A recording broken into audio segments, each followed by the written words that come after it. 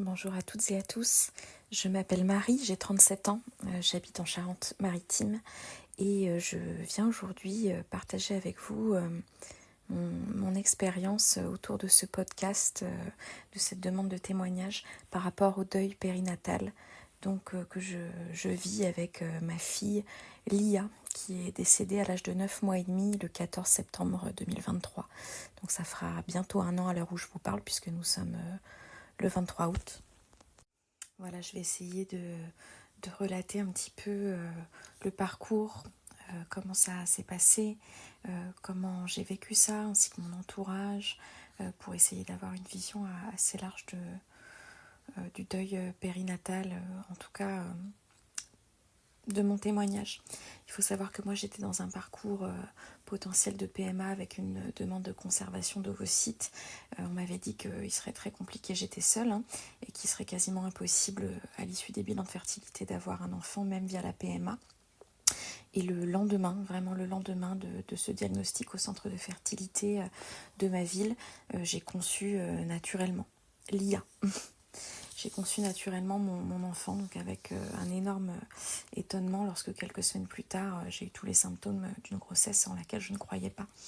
Lia est donc arrivée le 23 novembre 2022, vraiment comme un miracle, un enfant que je ne pensais pas pouvoir avoir un jour.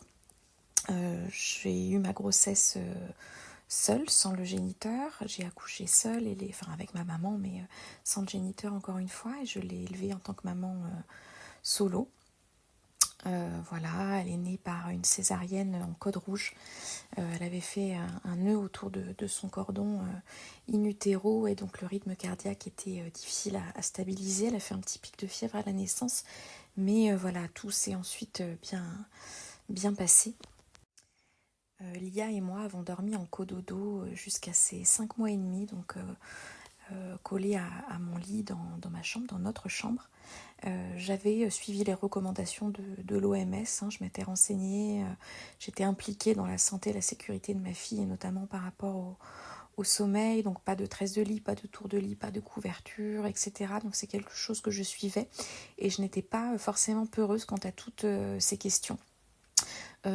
Comme l'OMS recommande un cododo jusqu'au moins les 6 mois de l'enfant, mon conscient et inconscient ont cru que la mort subite du nourrisson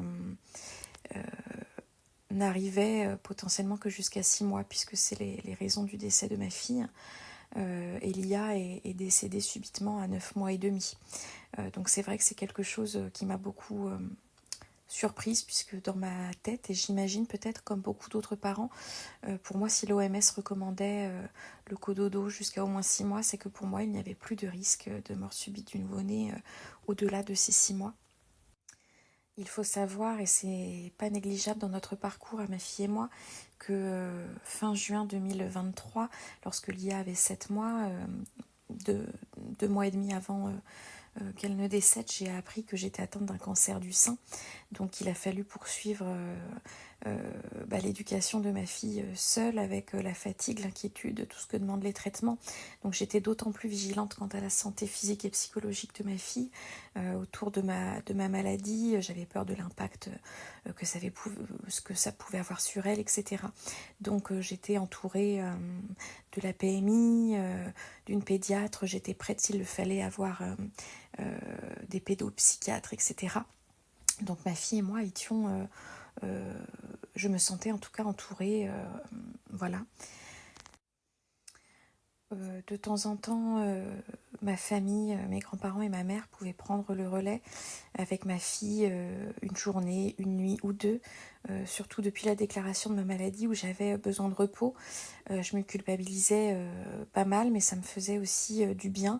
Et je me disais aussi que ma fille, comme ma famille, pouvait s'octroyer et avoir des moments joyeux sans aussi que je ne sois là. C'était aussi leur moment à eux.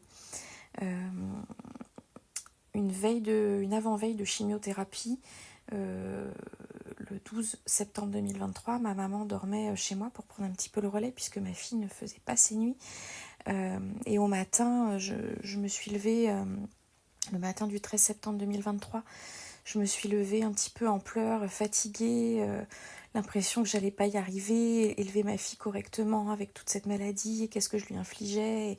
Donc j'étais un petit peu morose ce matin-là, et avec l'impression de ne pas y arriver. Et ma mère m'a proposé d'emmener ma fille, donc c'était un jeudi, pour que je puisse me reposer, que le lendemain, le vendredi, je puisse faire ma chimio plus sereine et retrouver ma fille le samedi, après avoir passé ma chimio en forme, voilà, aller chez ma mère, donc à 50 km du domicile de ma fille et moi, pour pouvoir la retrouver un peu plus en forme, et surtout que ma fille ne me voit pas en pleurs, triste, voilà, au moins qu'elle passerait un moment joyeux, gai, avec sa mamie, son chat, le jardin, etc.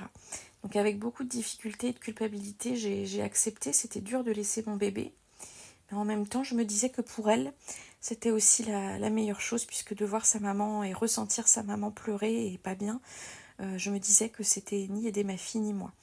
Donc ce 13 septembre, je crois aux alentours de midi, j'ai laissé ma fille dans le couloir de mon immeuble, dans les bras de ma maman, en lui disant, comme à chaque fois que je la quittais, même juste pour une demi-journée de crèche ou quoi, que je l'aimais très fort, que c'était le chat des bois, maman d'amour, que je l'aimais, que maman là, elle était un petit peu fatiguée à cause de tous les médicaments, etc. Puisque j'essaie de lui expliquer, en fonction de son âge, un petit peu ce qui se passait aussi dans nos vies dû à la maladie.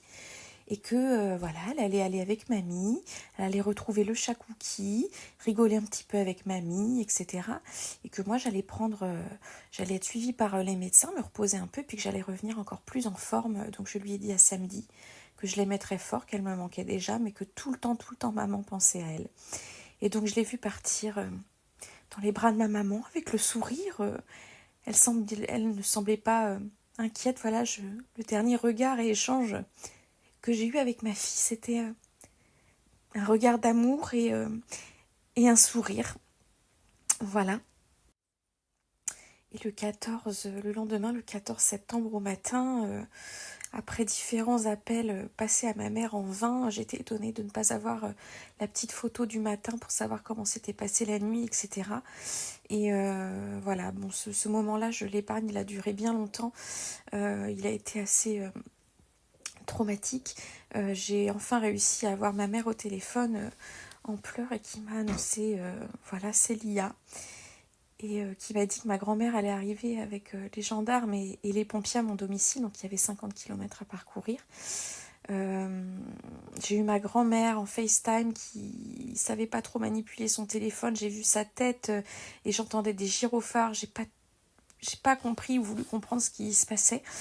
Et puis ils sont arrivés chez moi. Donc ils étaient réciproquement et chez ma mère avec la police judiciaire, les pompiers, les gendarmes, des élus de la mairie, un appel au préfet, etc. En parallèle, donc ils sont arrivés chez moi. Et en fait, ma fille a été transportée donc à Poitiers, là où il y a l'Institut de la mort subite du nourrisson. Voilà, elle a été transportée directement là-bas, donc à environ 2 heures de route de chez moi. Je suis en plein protocole chimiothérapie, je suis abasourdie. Qu'est-ce que font tous ces gens chez moi? C'est pas possible, qu'est-ce qu'on me dit? Donc l'annonce a été très particulière, j'étais pas présente, j'ai pas vu ma fille. Il faut savoir que les procédures judiciaires font que je n'avais pas le droit d'aller voir mon enfant.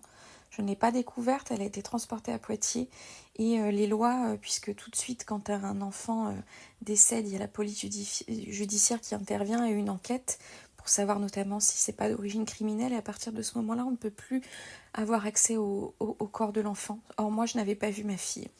Et donc là, ma famille, les élus, la police, tout le monde s'est... les pompiers, tout le monde s'est relayé auprès du procureur, etc. pour me donner le droit, d'une manière exceptionnelle, mais juste humaine, de pouvoir aller jusqu'à Poitiers pour voir mon enfant.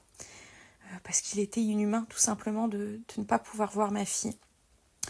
Donc j'ai pu, avec une ambulance, aller jusqu'à Poitiers, et là j'ai découvert le corps de mon enfant, sans vie depuis quelques heures. J'étais accompagnée de ma mère, de ma grand-mère et du compagnon de ma mère.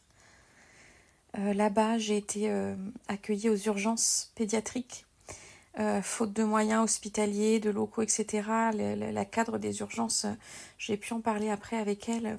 Ça a été très très traumatique pour moi puisque j'arrive dans un service où j'entends des enfants pleurer, je vois des enfants vivants et moi je m'apprête à découvrir le corps de ma fille, inanimé, décédé. Donc c'est très très très violent et j'ai pu en parler à la suite de ça avec le personnel hospitalier qui en est bien conscient et qui est parfaitement en accord avec le fait que ça puisse être vécu de manière très violente. Voilà, donc j'ai vu une psychologue là-bas à Poitiers. J'ai pu passer un temps avec ma fille, mais je n'avais pas le droit de la toucher puisque c'était avant l'autopsie. Donc j'ai été accompagnée, ma famille présente aussi. Je remercie encore le personnel, malgré les difficultés organisationnelles, situationnelles, etc. Mais ils ont été d'une écoute, d'une bienveillance que voilà, je les remercie encore à l'heure d'aujourd'hui puisque j'ai pu avoir d'autres contacts avec ces personnes depuis à différentes reprises, notamment rapport d'autopsie, etc. Je remercie également les pompiers, les gendarmes, la mairie, toutes les personnes, la police qui se sont mobilisées vraiment pour que je puisse voir ma fille. Après l'autopsie, ça a été très difficile à vivre pour moi, puisque je me dis je ne laissais pas le corps de mon enfant si pur, si beau, ma fille si belle. Je la laissais pas en paix et j'avais besoin de me confronter à des mots durs, mais terre à terre, les choses comme elles sont. Je me dis, on va ouvrir ma fille. Qu'est-ce qu'on va lui faire? On va l'abîmer, on va la faire souffrir. Et ça a été, qu'est-ce qu'on va lui faire exactement? Donc, ça m'a beaucoup impacté psychologiquement d'aller m'imaginer plein de choses vraies ou fantasmées, mais un minimum vrai. Donc, cette étape-là a été assez difficile. Le personnel aussi soignant m'a proposé de m'orienter vers des associations d'aide et de soutien d'autres familles ayant vécu le deuil périnatal, le deuil blanc, le deuil d'un enfant. Je n'ai pas pu pendant plusieurs mois y aller du tout. J'avais l'impression que rien ni personne ne pouvait comprendre ce que je vivais et qu'aucune situation ne serait pire que la mienne. Voilà, perdre, alors j'élevais seule ma fille, perdre mon unique enfant, sachant qu'à la base je ne pouvais pas l'avoir, qu'elle est arrivée comme un miracle, que vu mon âge, mes antécédents de santé et ce que j'étais en train de vivre avec le cancer et les chimiothérapies, je n'aurais sûrement pas d'autres enfants, donc c'était un autre deuil à faire et que voilà, donc je me disais que peu importe les témoignages que je pourrais avoir, je n'avais pas envie de ressentir de minimiser un autre deuil d'autres parents. Que ce serait terriblement injuste pour eux et que je n'avais pas envie de ressentir ça. Et que je pensais que j'allais ressentir ça si j'avais d'autres témoignages de parents qui avaient vécu ça. Donc j'avais envie et besoin de me confronter moi, seule face à cette souffrance, ces interrogations, cette colère, ce sentiment d'injustice, d'incompréhension, de haine. Voilà, et de traverser ces phases de deuil entourée mais seule malgré tout. Depuis la déclaration de mon cancer, j'avais ouvert un compte public Instagram en juin 2023 comme un petit peu un journal de bord pour exprimer mes émotions, mon parcours, informer, prévenir, partager avec d'autres personnes, malades ou non.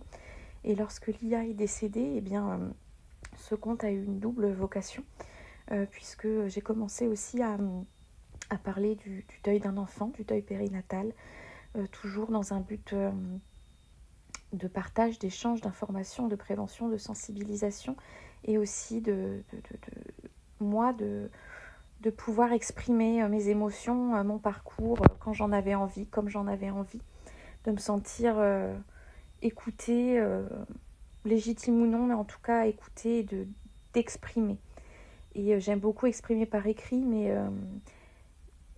il est encore difficile pour moi de d'écrire. Par manque de concentration, de fatigabilité, et donc de pouvoir exprimer en story, éventuellement parler, comme je le fais maintenant, ça a été un très bon outil pour moi. Ça ne l'est pas pour tout le monde, mais pour moi, j'en avais envie. J'avais peur du jugement de ceux qui pourraient me voir, qui me connaissaient ou qui ne me connaissaient pas. Et j'ai été galvanisée par énormément de témoignages de soutien, d'amour. J'ai reçu des courriers, des cadeaux pour ma fille, pour moi, des bracelets, des petits anges. Voilà, j'ai été entourée d'énormément de soutien et d'amour, et ça a fait vraiment chaud au cœur et ça m'a vraiment accompagnée dans toutes les phases si difficiles qui suivent la mort de son enfant. Je suis suivie psychologiquement, mais par la psychologue de l'hôpital en oncologie qui me suit depuis mon début de parcours de soins, donc un peu plus de 2 mois avant le décès de ma fille. Et comme j'ai entamé un suivi avec elle où j'allais à l'hôpital pour mes chimiothérapies toutes les semaines, puis désormais toutes les 3 semaines, j'avais un suivi très régulier, donc le deuil de ma fille a fait partie intégrante de mon suivi psychologique et donc je suis suivie auprès d'elle. Et lorsque mes traitements quant à mon cancer vont se terminer, elle accepte de me suivre jusqu'à 1 an au-delà de mes traitements. Et puis, je compte aussi, mon médecin à ma demande a fait un certificat pour que je puisse aussi, si je le souhaite, être suivie auprès du CMP le plus proche de chez moi pour prendre le relais. Donc je sais que j'aurai aussi cette opportunité-là en suivi psychologique. Je n'ai pas voulu, et avec accord de mon médecin traitant et de la psychologue, avoir un suivi psychiatre, puisque je n'ai pas voulu en tout cas avoir un traitement anxiolytique. J'ai un traitement pour dormir, mais que j'avais déjà avant le décès de mon enfant, de l'IA. Mais je ne voulais pas d'anxiolytique. Je ne m'interdisais pas d'en avoir si un jour j'en éprouvais l'envie et le besoin. Mais là, je ressentais vraiment et je ressens encore le besoin de me confronter à toutes mes émotions sans qu'elles soient altérées, annihilées, différées. Je voulais vraiment vivre le plus dur, s'il fallait que ce soit le plus dur, accueillir la colère, les cris, le désarroi, la haine, les hurlements, les pleurs, les moments aussi un peu de mieux et de soutien et de nostalgie, de mélancolie, de bonheur quand je repense aussi aux souvenirs avec ma fille. Donc voilà, j'avais vraiment envie de me confronter à tout ça sans médicaments qui pouvaient altérer toutes ces émotions, en accord avec mon médecin et la psychologue. J'ai oublié de préciser lors de ma présentation que je n'avais pas d'enfant précédemment, donc l'IA est vraiment mon premier et seul enfant. Il n'y a pas d'aîné avant elle. Je poursuis du coup un petit peu le déroulé de l'histoire. Il y avait des questions par rapport à la gestion du travail. Moi, lorsque ma fille est décédée, j'étais déjà en protocole de cancer et donc en arrêt longue maladie. Avant cela, j'avais décidé de prendre un congé parental par rapport à mes horaires de travail et mes fonctions, puisque je suis éducatrice spécialisée en protection de l'enfance en foyer d'urgence. Donc j'avais des horaires déjà assez particuliers et en tant que maman solo, voilà, il était compliqué, voire impossible de pouvoir reprendre le travail seule avec ma fille, et j'avais envie vraiment de profiter des premiers mois de mon enfant. Donc là, je n'ai pas repris de travail, je suis toujours en congé longue maladie suite à ma pathologie. Néanmoins, si j'écarte la pathologie, il me semble à l'heure actuelle, là nous sommes le 1er septembre, le 14 septembre, dans 2 semaines, ça sera les 1 an du décès de ma fille, et au bout d'1 an, je me sens encore vulnérable pour retravailler, en tout cas dans les conditions de mon emploi, à travailler en équipe avec des horaires fluctuantes, travailler avec des enfants, travailler avec de la violence, de par laquelle les enfants arrivent dans des situations de vie parfois précaires, violentes, insécures, etc. Et puis il y a aussi de la violence verbale, physique, on peut subir des agressions. Voilà, donc pour toutes ces raisons-là, tout ce que comportent les missions de mon emploi, je me sens pas encore prête à reprendre un travail émotionnellement, physiquement, moralement, c'est encore trop tôt. Voilà, j'ai hâte quand même d'être prête à pouvoir reprendre le travail, à avoir accumulé assez de force, mais je pense que le temps fera les choses. En tout cas, j'ai envie d'être prête à reprendre une activité professionnelle qui, je pense, aide aussi à tenir, à garder des objectifs, à se sentir aidant, utile, sortir de chez soi, de ses pensées, parce que je pense que lorsqu'on est occupé, lorsqu'on occupe les mains et l'esprit, ça aide, en tout cas pour ma part, à ne pas ruminer H24. Et la journée du deuil périnatal, eh bien en fait, je ne l'ai découverte que l'année dernière, les quelques semaines après le décès de Lia. Je n'en avais pas connaissance avant moi-même de vivre le décès de mon enfant. Et il se trouve que c'est aussi en octobre, le même mois qu'Octobre Rose, donc le mois dédié à la lutte du cancer du sein, pour lequel j'ai été atteint la même année, quelques mois auparavant. Donc le mois d'octobre 2023 a été un mois très compliqué à vivre, mais du coup très riche en symboles et événements. Alors depuis, j'ai fait faire par des personnes d'associations un badge. J'ai un badge contre le cancer du sein, ce sigle rose, et j'en ai un autre avec le symbole du deuil périnatal, avec le prénom de ma fille. Et voilà, pour parfois les gens, celui contre le cancer du sein, le ruban rose, on le connaît. Celui du deuil périnatal, beaucoup moins. Et donc de l'arborer, ça permet d'honorer ma fille, mais aussi de prévenir et sensibiliser, parce que souvent les personnes m'ont demandé ce que c'était que ce sigle, et donc ça permet de pouvoir diffuser l'information, faire connaître cette journée, ce deuil, et puis que les gens puissent aussi poser des questions sur, en l'occurrence, la mort subite du nourrisson, raison pour laquelle Lia est décédée. Donc ça sensibilise, ça questionne, et donc on partage, on diffuse, on se souvient, on honore aussi nos enfants. Et cette journée permet aussi de reconnaître notre souffrance, mais reconnaître qu'on reste parents. Nous n'avons plus nos enfants physiquement, mais moi je reste maman de Lia. À tout jamais, je serai une maman. Et pour ça, eh bien, il est bien de sensibiliser par cette journée et tout le reste de l'année à ces causes si nobles et si difficiles à honorer. Ma fille a été retrouvée inanimée chez ma maman, donc elle dormait cette nuit-là là-bas. Je n'ai jamais eu aucun sentiment de colère, ni contre ma mère, ni contre les médecins. J'ai éprouvé un sentiment de culpabilité envers moi-même de ne pas avoir été avec ma fille. Je m'en suis, et je m'en veux encore, longtemps voulu, et je m'en veux encore que ma fille soit partie sans maman. Alors elle était entourée d'amour parce qu'elle était chez sa mamie, mais elle était sans maman. Et ça c'est difficile. C'est difficile, mais il en est ainsi, il faut l'accepter.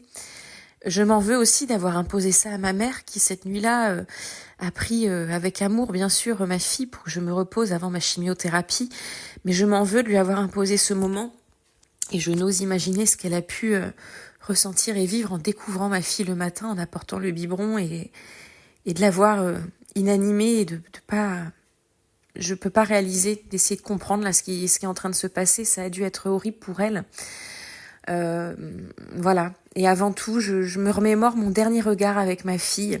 Les derniers mots que je lui ai dit, c'était que je l'aimais, comme à chaque fois que je la quittais, si je la laissais à ma maman ou une demi-journée à la crèche. À chaque fois qu'il y avait une séparation, je lui disais toujours je t'aime mon chat, à tout à l'heure ou à demain.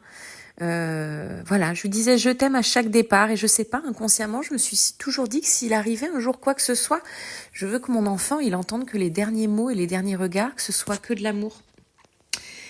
Donc voilà, le dernier échange que j'ai eu avec ma fille, c'était des sourires, lui dire que je l'aime. Et le soir, on s'est eu en FaceTime. Ma maman m'avait fait une vidéo avant le coucher de ma fille, où voilà, je lui disais que je la retrouverais, que j'espère qu'elle s'amusait bien chez mamie, que je lui souhaitais une bonne nuit. Et ça, quelque part, ça me rassure, parce qu'elle a été entourée d'amour et elle s'est juste endormie, elle a oublié de respirer. Mais elle a reçu plein d'amour de la part de ma maman lors de son dernier coucher.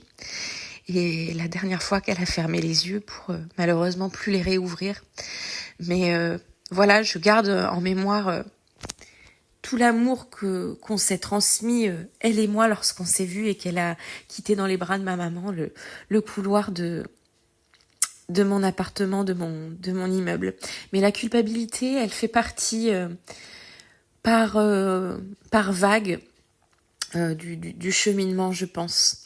Mais il est important en tout cas de l'exprimer, de la verbaliser pour qu'on nous aide à comprendre, même si on le sait au fond de nous, qu'il n'y a pas de culpabilité à avoir parce qu'on a fait tout ce qu'il fallait et qu'on n'y peut rien.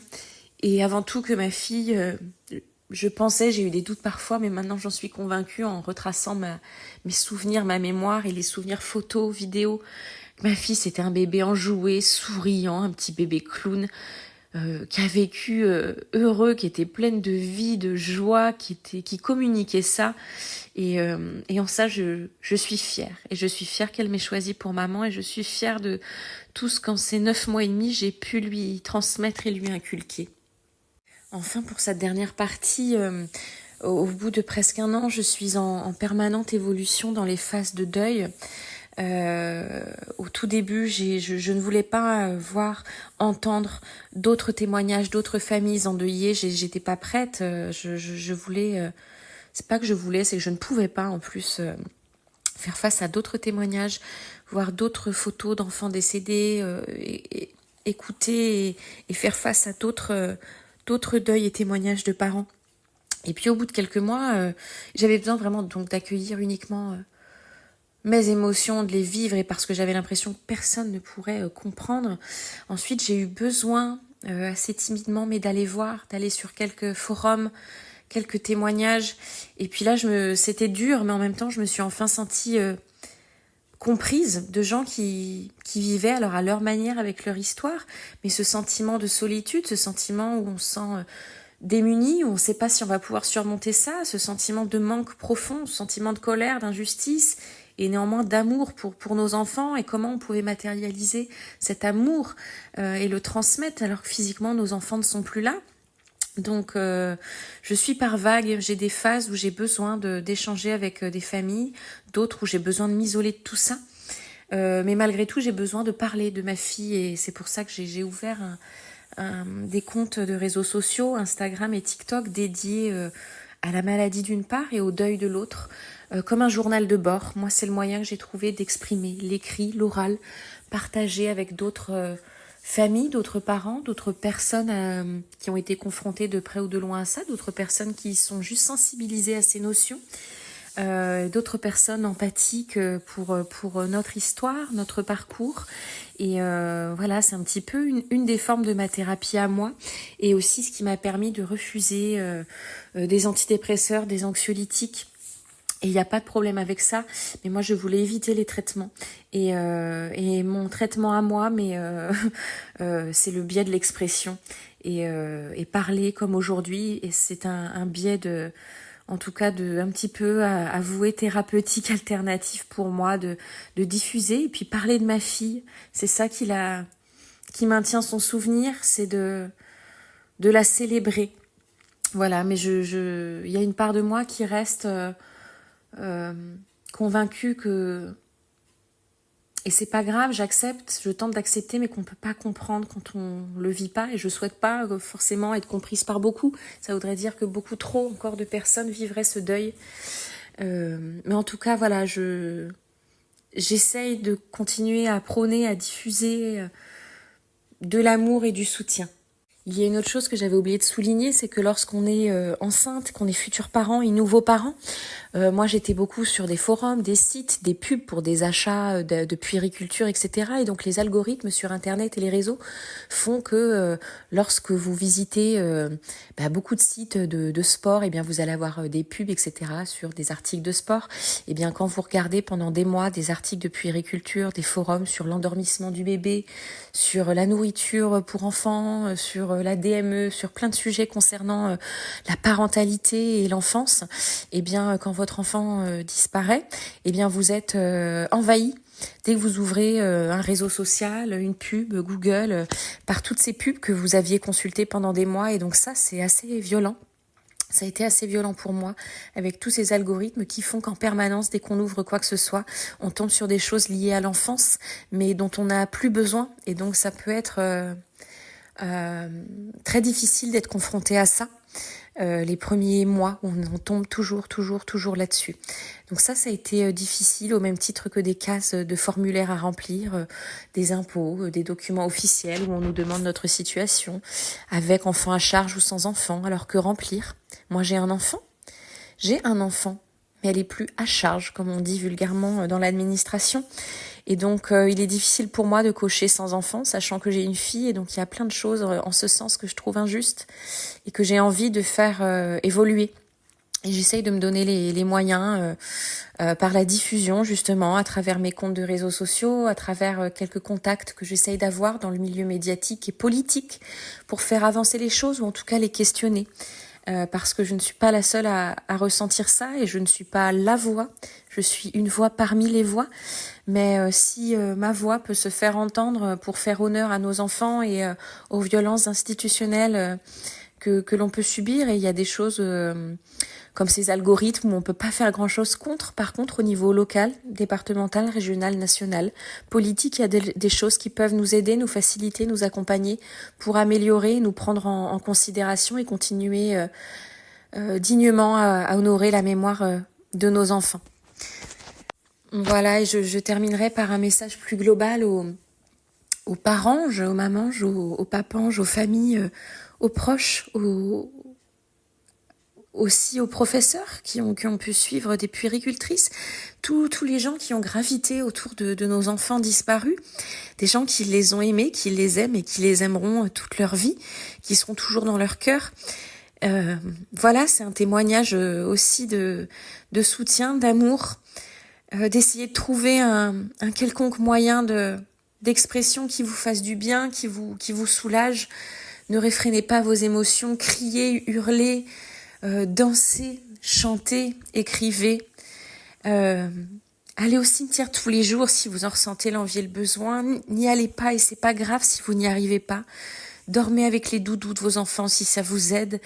Voilà, moi je pense on fait surtout comme on peut, en essayant malgré tout de faire ce qui nous fait un peu de bien, en tout cas le moins mal possible, et d'avancer à son rythme, sans jugement. Voilà, chacun fait comme il peut.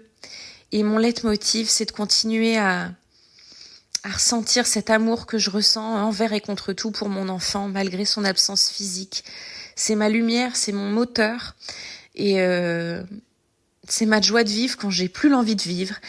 L'IA, c'est mon bonheur et ça continuera de l'être. Elle me manque, mais c'est elle qui me donne la force de continuer, de me lancer dans des projets, de me lancer des objectifs et de continuer à tenter de faire de la prévention, du soutien et j'espère des projets à plus grande échelle pour rayonner et continuer à diffuser de l'amour, et je lui ai promis. Voilà. J'ai promis à ma fille, je lui ai dit: maman, tu sais mon chat, maman te promet d'y arriver, de guérir et de rayonner, de te faire rayonner pour les bonnes raisons. Et un drame ne peut pas être qu'un drame. Et c'est ma plus grande souffrance, le décès de mon enfant, mais ma fille a été mon plus grand bonheur et mon plus grand amour. Et voilà, ce 14 septembre, ça fera 1 an qu'elle s'est envolée, mais elle restera indéfiniment dans le cœur de tant de gens et elle